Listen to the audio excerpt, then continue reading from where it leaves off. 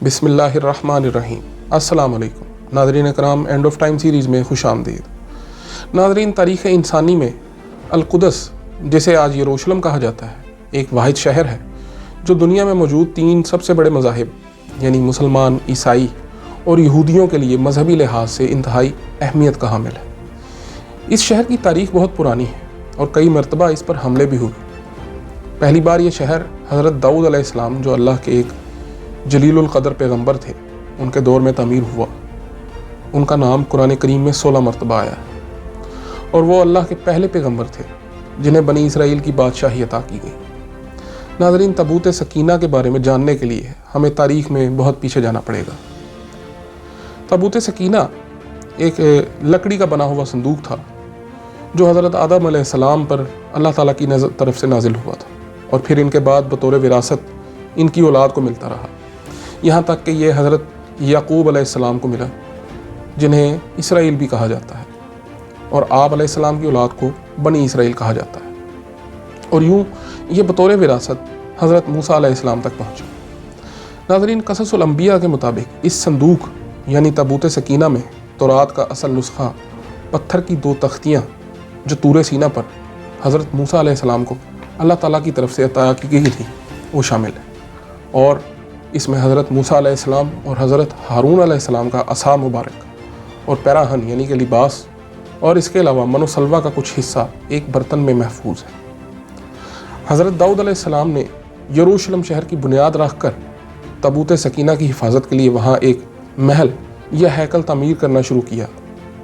آپ نے بنی اسرائیل پر 40 سال حکومت کی، لیکن آپ کے دور حیات میں یہ ہیکل مکمل نہ ہو سکا، اور آپ کے بیٹے حضرت سلیمان علیہ السلام نے اسے مکمل کیا۔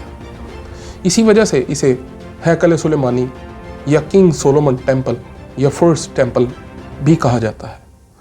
ناظرین، یہ ہیکل 410 سال تک قائم رہا، اور پھر بابل کے بادشاہ بخت نصر نے یروشلم پر حملہ کر کے اس ہیکل کو مکمل تباہ کر دیا۔ اس واقعے کے 70 سال بعد ایرانی بادشاہ کولش کبیر، یا جنہیں کچھ تاریخ دان ذوالقرنین بھی کہتے ہیں، یا جنہیں سائرس دی گریٹ بھی کہا جاتا ہے، انہوں نے بغیر خون ریزی کے اس شہر کا قبضہ واپس لیا۔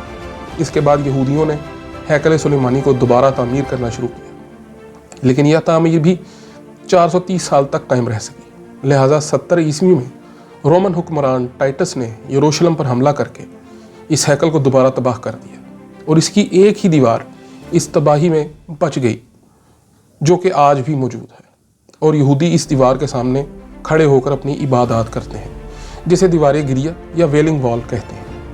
ناظرین، ہیکل سلیمانی جس جگہ پر تعمیر ہوا، آج یہاں پر مسجد اقصیٰ موجود ہے، اور زمانہ آخر میں یہودیوں نے یہاں اپنا ہیکل دوبارہ تعمیر کرنا ہے، جسے 3rd ٹیمپل بھی کہا جاتا ہے۔ ناظرین،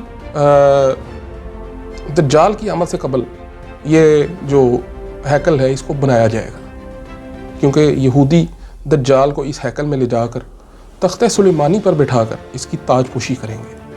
یہاں یہ بتاتا چلوں کہ یہودی دجال کو اپنا مسیحا مانتے ہیں اور زور و شور سے اس کا انتظار کر رہے ہیں، کیونکہ ان کا ماننا ہے کہ دجال آ کر پوری دنیا میں ان کی یعنی یہود کی حکومت قائم کرے گا۔